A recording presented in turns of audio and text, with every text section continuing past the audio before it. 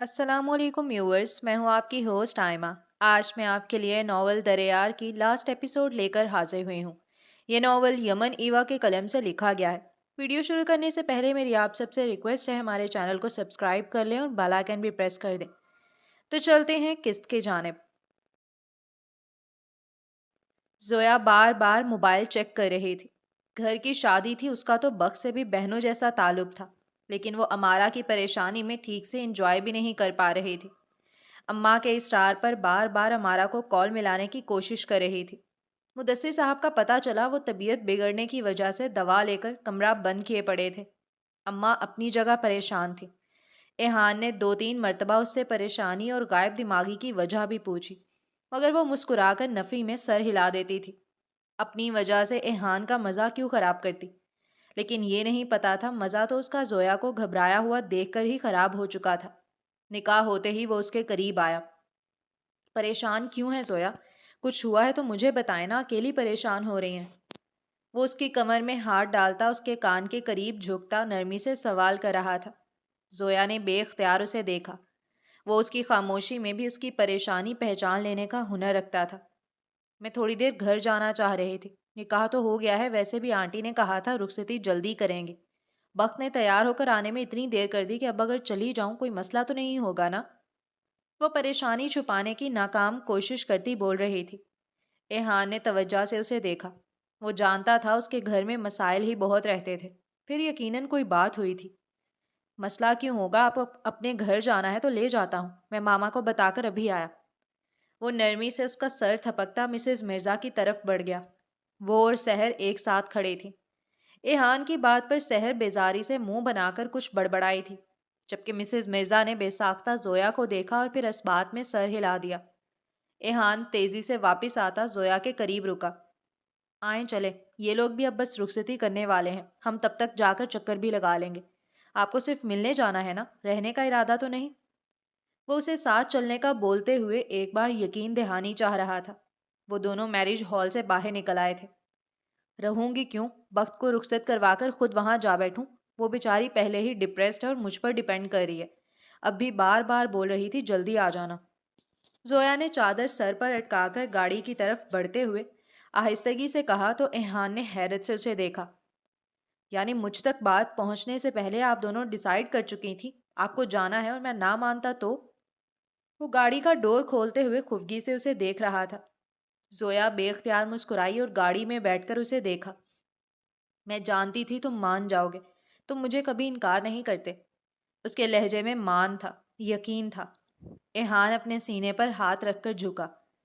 आलीजा, आपके लिए तो जान भी हाजिर। बंदा नाचीज आपको इनकार करेगा तो कहाँ जाएगा? वो शोखी से बोल रहा था। जोया ने गरूर से आंखें घुमाई और वो दोनों हंस पड़े। गाड़ी में बैठकर वो उसेरे मुदस्सिर साहब के घर की तरफ रवाना हुआ। जोया बार बार अपने मोबाइल की तरफ देख रही थी। घर में कोई इशू हुआ है क्या? गाड़ी चलाते हुए एहान ने सरसरी से लहजे में सवाल किया। वो उसके ज़ाती मामलात में तजस्सुस जाहिर करके उसे अनकंफर्टेबल नहीं करना चाहता था। उसके सवाल पर जोया ने गहरा सांस भरा। हाँ, बस अमारा के होते अब सुकून नसीब कहाँ होता है। उसने आह भरते हुए गोलमोल बात की। अमारा के जिक्र पर वो भी खामोश हो गया था। घर पहुंचा तो माजरा पता चला। अम्मा रोते हुए बता रही थी कि अमारा का कुछ पता नहीं, सुबह से गायब थी और रात हो चुकी थी, वो वापस नहीं आई थी। एहान खामोशी से एक तरफ बैठ गया। जोया नरमी से अम्मा को तसल्ली दे रही थी, फिर मुदस्सिर साहब के कमरे में गई। मासी एहान के लिए बेहतरीन सी चाय बना लाई थी। पूरे दिन की थकन के बाद चाय का वो कप एहान के आसाब को सुकून दे गया था। जोया कमरे में दाखिल हुई तो मुदस्सिर साहब बेड के एक कोने में टांगे लटकाकर बैठे, बहुत चुप चुप से लग रहे थे। उसे देखा, फिर सर झुका दिया। जोया अफसुर्दगी से उन्हें देखने लगी। इतने परेशान क्यों हो रहे हैं? क्या आपने अमारा के ननियाल में पता किया? क्या पता वो अपनी माँ के पास गई हो। मैंने कॉल की थी, लेकिन आप जानते हैं मेरे साथ उनका ताल्लुक ज़्यादा अच्छा नहीं था कि कॉल अटेंड करते। जोया ने नरमी से सवाल किया तो वो सर हिलाकर आंखें बंद कर गए। हाँ, उसके मामू से पता किया है, वहीं पर है। घर छोड़ गई है, उन लोगों को जाकर बताया है उसका बाप कितना जालिम है और ज़बरदस्ती फैसला थोप रहा है, इसलिए उसने अपनी माँ के पास रहने को तरजीह दी है। वो मध्यम हारे हुए लहजे में बोल रहे थे। जोया को दिल में तसल्ली हुई, वो गलत हाथों में नहीं पहुंची। مگر امارا کی بیمار باپ سے بے وفائی پر وہ کچھ بول نہیں پائی۔ مکافات عمل کا بہت سنتے تھے، وہی ہوا ہے میرے ساتھ۔ انسان جو بوتا ہے وہی ملتا ہے۔ جب تمہیں میری ضرورت تھی میں نے تمہیں مشکل وقت میں چھوڑ دیا تھا، اور کس کے لیے؟ سعدیہ کی خوشی کے لیے، امارا کو مکمل توجہ اور محبت دینے کے لیے۔ اب میرا مشکل وقت آیا ہے تو وہ دونوں چلی گئیں۔ حیران نہیں ہوا میں، اندازہ ہو گیا تھا یہی انجام ہوگا میرا۔ میں بے حسی دکھاؤں اور بدلے میں قدر ملے، یہ ممکن تھا؟ وہ کمزور لہجے میں بول رہے تھے۔ زویا نے پریشان نظروں سے انہیں دیکھا۔ ایسی باتیں کیوں سوچتے ہیں؟ اپنی صحت کو توجہ دیں۔ امارا اگر ماں کے پاس رہنا چاہتی ہے تو ٹھیک ہے، اس کی مرضی۔ عین نکاح کے وقت جاتی تو کیسے سب برداشت کرتے؟ معذرت کر لیں اپنے دوست سے، یا ان لوگوں کو ماسی کی بھانجی کا بتا دیں۔ عزت دار گھرانہ ہے، بچی کم عمری سے ماں باپ کا سہارا بنی ہوئی ہے، محنتی اور خوبصورت ہے، امارا کی ہم عمر ہی ہے۔ ان کو اچھی لڑکی مل جائے گی، آپ خود پر بوجھ نہیں ڈالیں۔ اللہ آپ کو صحت دے، امارا کے جانے سے آپ کا اس سے رشتہ تو ختم نہیں ہو جائے گا۔ زویا نے محبت سے بولتے ہوئے انہیں تسلی دی۔ نہیں زوئی، ایسے تسلی مت دو۔ اب اس رشتے کی چاہ رکھوں جو مشکل میں اپنا نہ بنے؟ نہیں، یہ بوجھ تو اب سینے پر آ گیا، اب نہیں ہٹے گا۔ ہاں، بس میں اپنے حصے کا خمیازہ ابھی بھگت رہا ہوں، ان دونوں کی باری بعد میں آئے گی۔ امارا کو معاف کر دینا تاکہ اس کی زندگی میں زیادہ آزمائش نہ آئے۔ وہ روتے روتے سسک پڑے تھے۔ زویا ان کے کندھے پر ہاتھ رکھے بے بسی سے کھڑی رہی۔ وہ اس باپ کی اذیت کا اندازہ نہیں لگا سکتی تھی جسے بیماری میں بیٹی یوں چھوڑ کر جا چکی تھی۔ تم کیوں چلی آئی ہو؟ تمہارے گھر میں شادی ہے، اپنے گھر کو توجہ دو۔ میرے لیے یوں اپنی خوشیاں اور سکون چھوڑ کر مت بھاگا کرو، میں ڈیزرو نہیں کرتا۔ جاؤ، اتنی رات ہو گئی ہے، اپنے شوہر کو مت تھکاؤ۔ بس جب آتی ہو اماں سے ملنے تو مجھے اپنی شکل دکھا دیا کرو۔ تمہیں دیکھ کر ایک اطمینان تو ہو جاتا ہے کہ میری بے حسی کے باوجود تم محفوظ ہاتھوں میں پہنچ چکی ہو۔ اللہ تمہیں خوش رکھے۔ جاؤ اب۔ وہ کچھ دیر کے بعد سنبھل کر اس کا ہاتھ کندھے سے ہٹا گئے۔ بھیگے لہجے میں پرانی محبت تھی مگر شرمندگی سے بھری آواز دبی جا رہی تھی۔ وہ میرا گھر ہے تو آپ لوگ بھی میرے اپنے ہیں۔ میں جا رہی ہوں لیکن چکر لگاتی رہوں گی۔ خود کو اکیلا نہیں سمجھا کریں۔ میں اماں اور آپ کو اکیلا نہیں چھوڑوں گی۔ آپ آرام کریں، اب مزید نہیں سوچیے گا۔ وہ انہیں سمجھاتے ہوئے سونے کی تاکید کر رہی تھی۔ مدثر صاحب بے بسی سے بستر پر لیٹ گئے۔ زویا تعصب سے انہیں دیکھتی کمرے سے نکل گئی۔ ایحان اسی کا منتظر تھا مگر خاموشی سے بیٹھا تھا۔ چلیں زویا؟ اس کے آتے ہی وہ سوال کرنے لگا۔ زویا نے اس بات میں سر ہلایا۔ اماں بھی دوا لے کر غنودگی میں جا رہی تھیں اور مدثر صاحب بھی سونے کے لیے لیٹ چکے تھے۔ وہ مطمئن ہو کر ایحان کے ساتھ واپسی کے لیے روانہ ہو گئے۔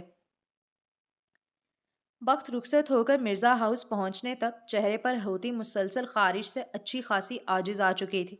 ابھی تو وہاں رسومات کا سامنا بھی کرنا تھا، مگر خوش قسمتی سے مسز مرزا اس کی طبیعت کے بارے میں نہیں بھولیں تھیں، اور کچھ برہان مرزا کی سنجیدہ طبیعت کا بھلا ہو، وہ بھی مزید سب کے درمیان بیٹھ کر ہلا گلا کرنے سے معذرت کر چکا تھا۔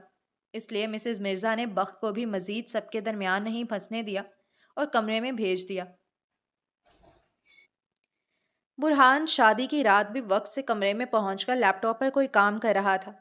بخت کو بیڈ پر بٹھا کر سحر نے اسے گھورا۔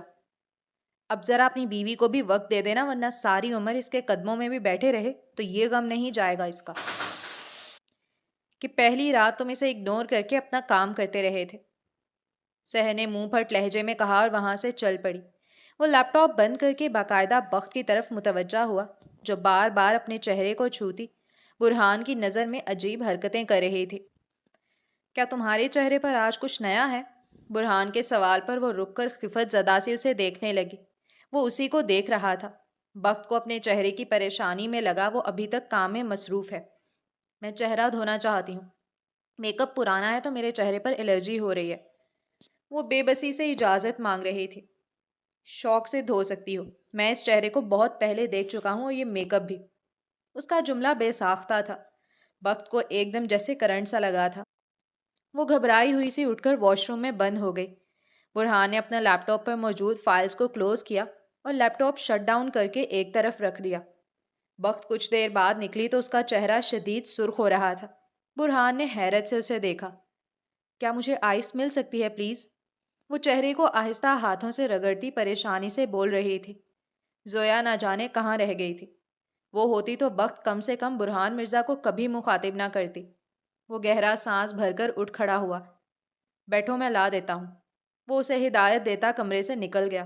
بخت آئینے میں اپنے چہرے کی حالت دیکھنے لگی۔ خوبصورت نقوش سرخی اور سوزش کی وجہ سے بگڑے ہوئے لگ رہے تھے۔ الرجی کی ٹیبلٹس وہ رکھنا بھول گئی تھی۔ برہان واپس آیا تو ہاتھ میں ایک باؤل تھا جس میں آئس کیوبز تھے۔ بخت اس سے باؤل لیتی آئس کیوبز کو چہرے پر رگڑنے لگی۔ وہ کچھ دیر اسے نظر انداز کرنے کی کوشش کرتا رہا، پھر بے ساختہ اسے ٹوک گیا۔ بختاور، ہم ہاسپٹل بھی جا سکتے ہیں۔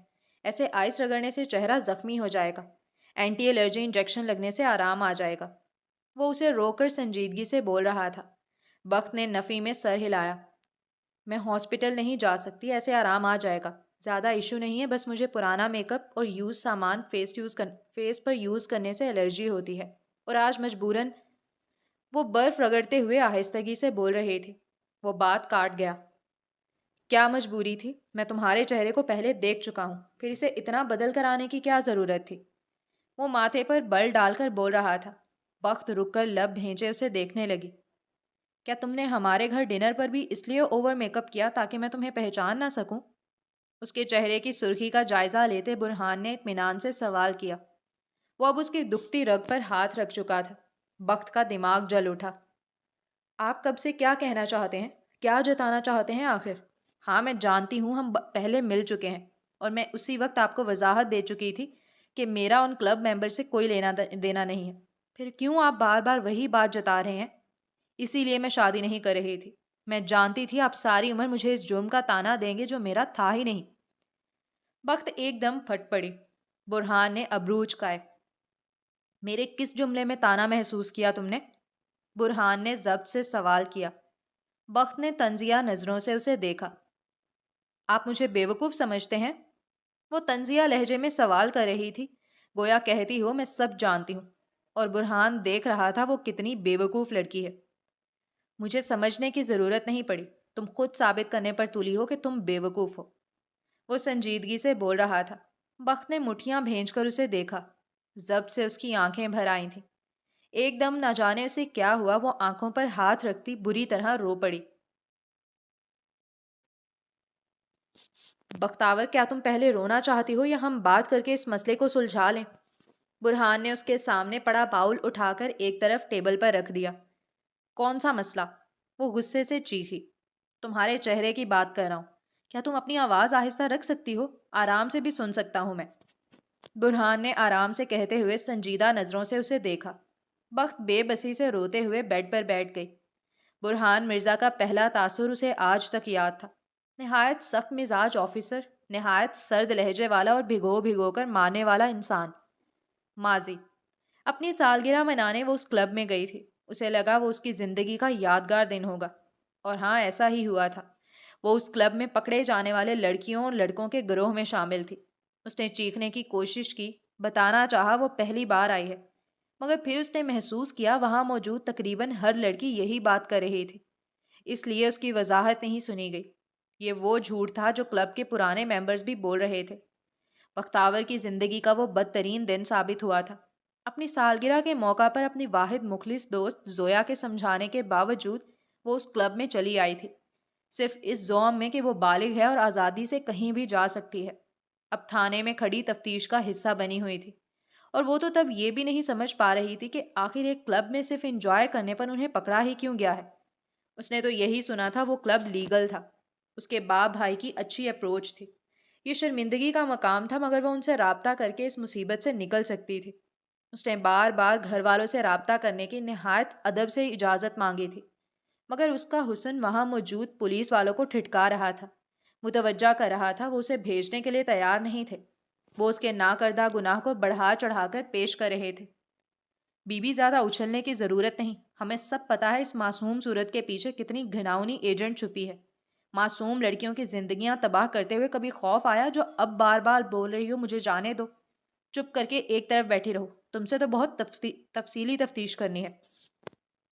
ایک پولیس والے نے اس کی مسلسل درخواست پر مضحکہ خیز لہجے میں کہا تھا۔ اس کے معنی خیز انداز پر باقی سب بھی ہنس رہے تھے۔ مطلب کیا ہے اس بات کا؟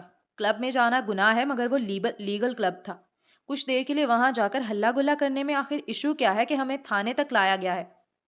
بختاور چیخ اٹھی تھی۔ وہاں موجود بہت سی بزدل لڑکیوں میں صرف وہی تھی جو مسلسل بول رہی تھی۔ پولیس والا اس کے انداز پر ماتھے پر بل ڈال کر اٹھتے ہوئے اس کی طرف بڑھا تھا، مگر اچانک مؤدب سا رک گیا۔ باقی سب بھی ایک دم خبردار ہو گئے تھے۔ بخت نے چونک کر ان کی نظروں کا تعاقب کیا تو ایک سنجیدہ جوان کمشنر وہاں آیا ہوا تھا۔ معاملہ کہاں تک پہنچا؟ آئی جی صاحب، لگتا ہے کیس کو سستی سے حل کرنے کا کوئی معاوضہ لے لیا ہے۔ پچھلے 1 ماہ سے یہی ایک دہشت گردی سنبھلنے کا نام نہیں لے رہی۔ اور کتنی لڑکیوں کی لاشیں چاہیے کیس کو جلدی حل کرنے کے لیے؟ کوئی ایجنٹ پکڑے ہیں، ماسٹر مائنڈ تک پہنچے ہو، یا بس ہر آئے دن تھانے میں رونق لگائے رکھتے ہو؟ وہ کمشنر سرد سپاٹ لہجے میں سختی سے سوال کر رہا تھا۔ بختاور نے دیکھا تھا تفتیش میں مزے لے لے کر اور ایک ایک پر طنز کرنے والے تمام پولیس افسران بالکل سیدھے ہو چکے تھے۔ سر، ہم پوری کوشش کر رہے ہیں، 1-2 ایجنٹ پکڑ لیے اور اس لڑکی کی تفتیش کرنا چاہ رہے ہیں۔ جب سے آئی ہے بہت بھڑک رہی ہے، مسلسل ایسے ظاہر کر رہی ہے جیسے اس کلب میں جو چل رہا ہے اس سے انجان ہو۔ وقت کو مانی خیز نظروں سے دیکھنے والے پولیس افسر نے اسے باقاعدہ پکڑ کر برہان مرزا کے سامنے کھڑا کیا تھا۔ وہ لڑکھڑا گئی تھی۔ ذلت اور توہین کے احساس سے اس کا چہرہ سرخ پڑ رہا تھا۔ برہان نے ایک سنجیدہ نظر اس پر ڈالی تھی۔ مجھے کچھ ظاہر کرنے کی ضرورت نہیں ہے، پولیس کا کام سچ نکالنا ہوتا ہے۔ اگر اس کلب میں کوئی مسئلہ تھا یا کافی عرصے سے وہاں پر نظر رکھی جا رہی ہے تو ثبوت مل جائے گا۔ میں زندگی میں پہلی بار وہاں گئی ہوں، میں نہیں جانتی وہاں کیا چل رہا تھا۔ مجھے تو کلاس فیلوز وہاں لے کر گئی تھی، جب پولیس پہنچی میں وہاں اپنی برتھ ڈے کا کیک کاٹ رہی تھی۔ وقت بتاتے بتاتے رو پڑی تھی۔ برہان نے نہ جانے کیا اشارہ دیا تھا کہ پولیس والے اسی وقت پہنچی ایک فائل اس کے حوالے کرتے ایک سائٹ پر ہو گئے۔ اس رات برہان نے اکیلے میں اس سے چند سوال کیے تھے۔ اسے لگا تھا وہ باقی افسران کی طرح طنز کرے گا یا اس کا فائدہ اٹھانے کی کوشش کرے گا، مگر برہان مرزا نے صرف اسے شرمندہ کرنے کا کام کیا تھا۔ کلب جانے کا فیملی کو پتا تھا۔ اس طرح تیار ہو کر برتھ ڈے منانے کلب میں کوئی عزت دار گھر کی لڑکی کبھی نہیں جائے گی۔ اس کیک کی رپورٹس میرے سامنے ہیں، اس میں ڈرگز تھیں، یعنی جس کو وہ کیک دیا جاتا وہ سب نشے میں چلے جاتے۔ کیا وہ کیک واقعی سیلیبریشن کے لیے تھا؟ وہ سوال کرتے ہوئے اس فائل کو توجہ سے دیکھ رہا تھا۔ وقت کو لگا تھا وہ براہ راست اسے جوتا مار رہا ہے۔ اسے لگا وہ ثابت کر چکا ہے بختاور رحمانی مجرم ہی ہے۔ برہان نے ایک آلہ کے ذریعے اس کا ڈرگ ٹیسٹ بھی کیا تھا۔ اس آلے سے بخت کے جسم میں اگر زندگی میں کبھی ڈرگ یوز ہوئی تو اس میں نظر آ جاتا۔ بخت کو یہ خوف تھا کہ اسے کلب جا کر کولڈ ڈرنک دی گئی تھی۔ کون جانتا تھا اس میں بھی نشہ ہو اور اس ٹیسٹ میں وہ نشہ ظاہر ہو جائے۔ میں نہیں جانتی تھی اس کیک میں کچھ شامل کیا گیا ہے۔ وہ کیک اس لڑکی نے منگوایا جو مجھے لے گئی تھی۔ میں نے یہ سٹیٹس شیئر کیا تھا، یہ دیکھ سکتے ہیں۔ میں نہیں جانتی اس کلب میں کوئی ڈرگ یوز ہوتی ہے۔ وہ وضاحت دینے کی کوشش کر رہے تھے، وہ باقاعدہ صفائیاں دے رہی تھی۔ اس لمحے اسے زویا یاد آئی۔ اس کے کہنے پر وہ ساتھ نہیں آئی اور اسے بھی روکا تھا۔ اب وہ یقیناً سکون سے اپنے گھر میں سو رہی ہوگی اور بخت ذلیل ہو رہی تھی۔ اگر وہ جیل میں بیٹھی رہ گئی تو اس کا کیا انجام ہوگا؟ اگر اسے ان پولیس والوں کے حوالے کر دیا گیا تو وہ اس کا کیا حال کریں گے؟ اگر اس کے گھر والوں کو کبھی پتہ ہی نہ چلا کہ وہ جیل میں ہے تو؟ اسے آنے والا وقت ڈرا رہا تھا۔ اس فائل کو تفصیل سے دیکھتے برہان مرزا نے اس پر نظر ہی نہیں ڈالی۔ اس پیج پر اپنی ڈیٹیل لکھیں تاکہ آپ کے گھر والوں سے رابطہ کیا جا سکے۔ وہ اس کی صفائیاں بھی سپاٹ چہرے سے سنتا رہا، پھر موبائل پر کوئی کال ملاتا سنجیدگی سے بولا۔ ایک رائٹنگ پیڈ اس کے سامنے کیا تھا۔ بخت نے پھرتی سے پین اٹھا کر اپنی ساری ڈیٹیل وہاں لکھی۔ وہ تو خود چاہتی تھی اس کے گھر والوں تک بات پہنچے، وہ ڈانٹیں، لان تان کریں یا اس سے ناراض ہوں، مگر انہیں پتہ ہو بخت کہاں ہے اور وہ اس کی جان چھڑوا سکیں۔ اس لیے بخت نے پوری تفصیل درج کی تھی، باپ کا نمبر، بھائیوں کا، ان کا کاروبار، اپنے گھر کا ایڈریس، کچھ نہیں چھوڑا۔ مگر فارغ ہو کر سر اٹھا تو وہ کمرے سے جا چکا تھا۔ بخت دھک سے رہ گئی۔ انہیں کسی کو پرواہ ہی نہیں تھی وہ کتنی مشکل سے وہاں بیٹھی تھی۔ کمرے کا دروازہ کھلا تھا۔ بخت نے باہر جھانکا تو ٹھٹک گئی۔ سامنے بیرونی دروازے کی طرف جاتی راہداری تھی۔ رات کا وقت تھا، پولیس والے الرٹ تھے مگر اتنے بھی نہیں۔ اس وقت سب کی پوری توجہ کلب سے لائے لوگوں پر تھی، اور اس رات بخت نے نہایت بہادری سے خود کو آزاد کروایا۔ وہ اپنا حلیہ بدلتی، اپنی جیکٹ اتار کر جوڑے کی صورت بندھے بال کھولتی بہت اعتماد کے ساتھ اس کمرے سے نکل گئی تھی۔ وہ تھانے سے بھی نکل گئی اور اس عذاب سے بھی، مگر کتنے دن خوف کا شکار رہی، بیمار رہی۔ سویا کو سب بتایا تھا۔ بس کچھ ہی دن بعد خبروں میں اس لیگل کلب میں ہونے والی خفیہ سرگرمیوں کی تفصیل ٹی وی پر آنے لگی۔ ان کے کام کی تفصیل سن کر بخت کے رونگٹے کھڑے ہوئے تھے۔ اس گروہ کو پکڑ لیا گیا تھا۔ ان کا لیڈر فرار ہو چکا تھا اور کچھ ایجنٹس بھی۔ کریڈٹ اس پولیس والے کو دیا جا رہا تھا۔ حالانکہ بخت جانتی تھی اس رات معاملے کو کمشنر برہان مرزا نے ہینڈل کیا تھا۔ الٹا کسی معاملے میں اس کی لاپرواہی کی وجہ سے اس کی پروموشن رک گئی۔ حال میں واقعی بے قصور تھی۔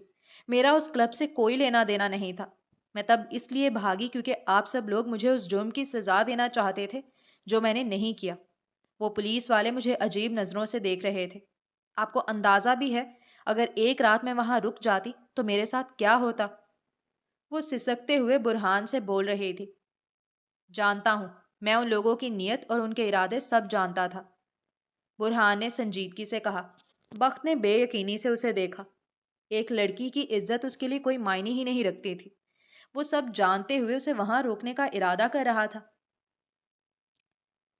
آپ جیسے انسان کی لاپرواہی کی وجہ سے میری عزت جا سکتی تھی۔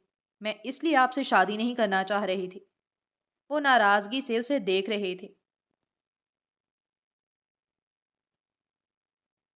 میں نے تمہیں اس رات وہاں سے جانے کا راستہ دیا۔ کیا تمہاری عزت محفوظ کرنے کے لیے اتنا کافی نہیں تھا؟ برہان کے سوال پر بخت نے جھٹکے سے سر اٹھا کر اسے دیکھا۔ آپ نے مجھے جانے دیا؟ آپ کا مطلب آپ نے جان بوجھ کر وہ دروازہ کھلا رکھا تھا؟ کیوں؟ وہ حیرت سے سوال کر رہے تھے۔ کیوں؟ کیونکہ میں رشوت دے کر اس سیٹ تک نہیں پہنچا تھا۔ میں نے انویسٹیگیشن کی۔ اس فائل میں سب کلیئر ثبوت موجود تھے اور وہ ڈرگ کا ٹیسٹ کہیں سے تمہارا کوئی لنک نہیں ملا۔ نہ کلب کے ریگولر ممبرز میں تمہارا نام تھا، نہ وہ کیک تم نے خریدا ہوا تھا، نہ تمہاری باڈی میں نشے کا کوئی ثبوت ملا۔ برہان نے اسے تفصیل سے آگاہ کیا۔ پھر میری ڈیٹیل کیوں مانگی؟ آپ مجھے باعزت جانے کا بول سکتے تھے۔ مجھے یوں چوروں کی طرح بھاگنے کی ضرورت کیوں پڑی؟ وہ اپنے آنسو صاف کرتے ہوئے بول رہی تھی۔ میں نے تمہیں جاتے دیکھا۔ مجھے کیوں نہیں لگا تم چوروں کی طرح بھاگی ہو؟ کانفیڈنس سے جا رہی تھی۔ پھر مسئلہ کیا ہوا؟ اور میں نے عزت سے سب کے سامنے نہیں بھیجا کیونکہ ان باتوں سے میں ثابت نہیں کر سکتا تھا تم بے گناہ ہو۔ میں نے ان ڈیٹیلز کی مدد سے تمہاری فیملی کا ڈیٹا نکلوایا اور تب ثبوت ملے تمہارا اس گروہ سے لینا دینا نہیں۔ وہ کیس کلوز ہو گیا تھا۔ میں تمہیں کب کا بھول چکا تھا۔ ہاں، بس چہرہ یاد تھا۔ مجھے اندازہ نہیں تھا تم مجھ سے ابھی تک چھپتی پھر رہی ہو۔ وہ اطمینان سے بولتا بخت کو شرمندگی میں مبتلا کر گیا، کیونکہ مجھے یہی ڈر تھا میری بے گناہی ثابت نہیں ہوئی ہوگی۔ وہ مدھم لہجے میں بول رہی تھی۔ برہان نے اس کے چہرے کو دیکھا جو اب کافی حد تک نارمل ہو رہا تھا، مگر پوری طرح ٹھیک نہیں ہوا تھا۔ کیا اب تم اپنے چہرے کا علاج کروانا چاہتی ہو یا اسے ایسے ہی رہنے دیا جائے؟ برہان نے اس کے چہرے کی طرف اشارہ کرتے ہوئے سوال کیا۔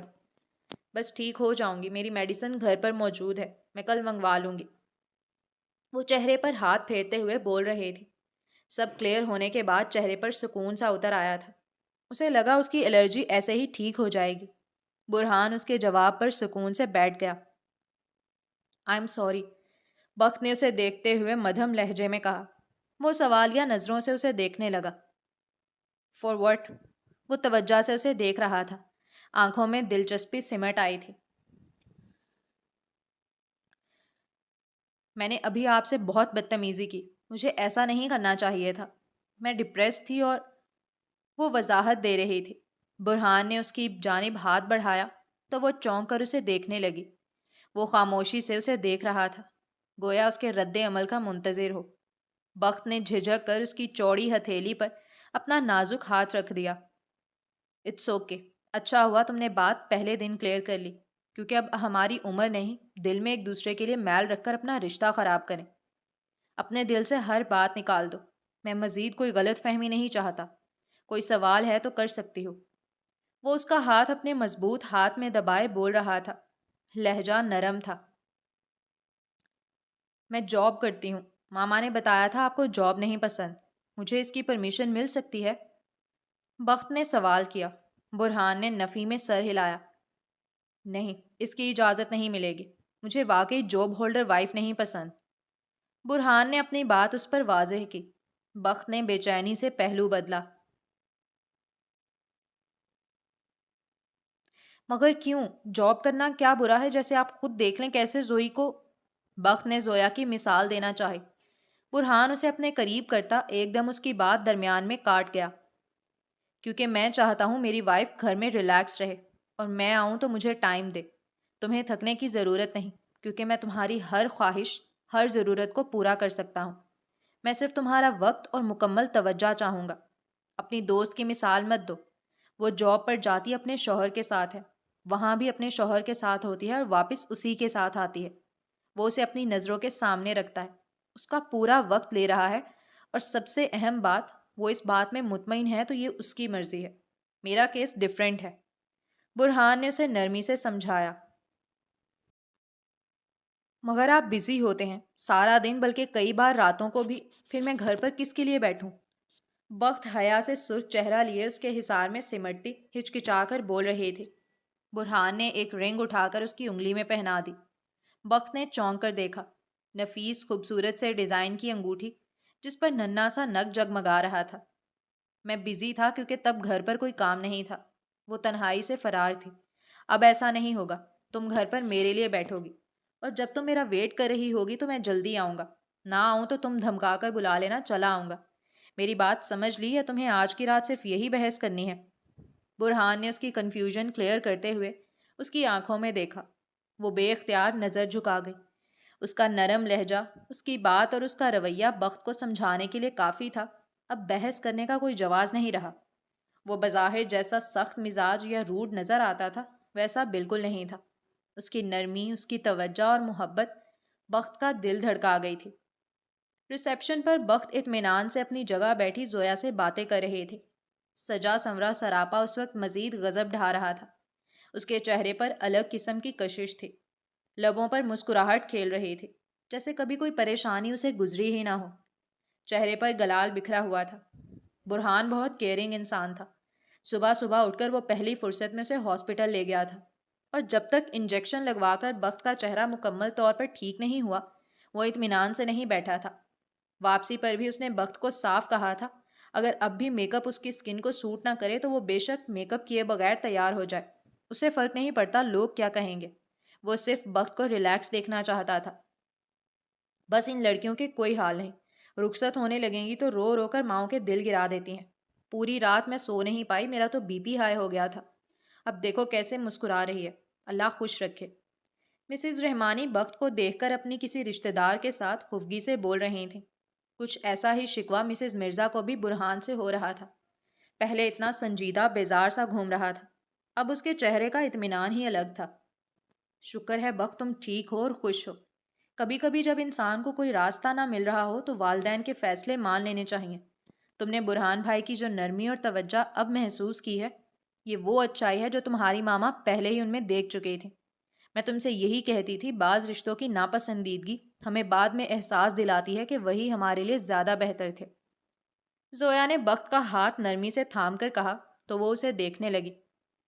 زوئی، میں نے ایک بات شدت سے محسوس کی ہے، واقعی اللہ ہمارے ساتھ ناانصافی نہیں کرتا۔ ہم انسان ہیں جو یہ سمجھ لیتے ہیں مسلسل رد ہونا، کام میں دیر ہو جانا یا دوسروں سے پیچھے رہ جانا ہمارے لیے سزا ہے۔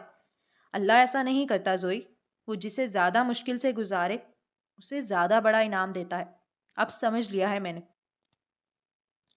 بخت کا لہجہ تشکر اور خوشی سے بھرا ہوا تھا۔ زویا بے اختیار مسکرائی تھی۔ ہاں، اس نے بھی یہی سیکھا تھا۔ ہمارے معاشرے کی ان 70% لڑکیوں کی طرح جنہیں اکثر کم صورتی کی وجہ سے بہت لوگ رد کر دیتے ہیں، ان لڑکیوں کی طرح جن کی کوشش کے باوجود ہر بار انہیں دھوکہ ملتا ہے، ان کی خواہش کے باوجود ان کو پسندیدہ انسان نہیں ملتے، یا ان لڑکیوں کی طرح جن کے ساتھ کی سب لڑکیاں، رشتہ دار، دوستیں شادی شدہ ہو جاتی ہیں، کامیاب ہو جاتی ہیں، اور وہ خود سے ایک سوال بار بار کرنے لگتی ہیں: اللہ ہمارے ساتھ ایسا کیوں کر رہا ہے؟ ہم نے کیا بگاڑا ہے؟ ہمیں کیوں نہیں ملا کچھ؟ ہم کیوں خالی ہاتھ ہیں؟ ہم کیوں لیٹ ہیں؟ اور اللہ وقت آنے پر ثابت کرتا ہے، جس کی جتنی بڑی آزمائش ہوگی اتنا بڑا انعام ہوگا، جتنا زیادہ صبر ہوگا اتنا زیادہ نوازا جائے گا، جو اللہ پر جتنا بھروسہ کرے گا اللہ اتنا زیادہ اور بہترین دے گا۔ وہ تو صرف دیر کر کے، آزما کر، مشکل میں ڈال کر اور بار بار تکلیف دے کر ٹیسٹ کرتا ہے۔ ایک ٹیسٹ، ایک گہرا ٹیسٹ جس میں ایک ہی سوال ہوتا ہے: کیا اس تکلیف کے بعد مجھ پر یقین کر سکتے ہو؟